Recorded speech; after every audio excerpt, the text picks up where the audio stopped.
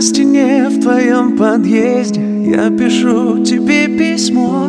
Начинаю на 10-м, а закончу на 8-м. Ты обычная девчонка, я не принц и не герой, но я обещаю только, что всегда буду с тобой.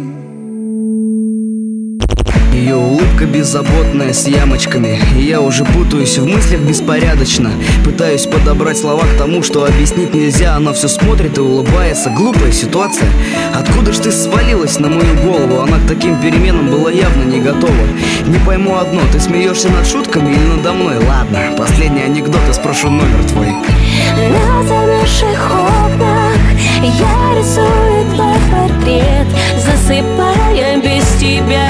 Я на ночь оставляю свет, карандашами в дневнике прячу мысли о тебе. И ты еще не знаешь, что Москва слезам не верит, но если ты заплачешь, я буду рядом, поверь мне.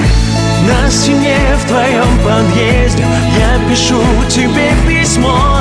Начинаю на 10-м, а закончу на 8-м.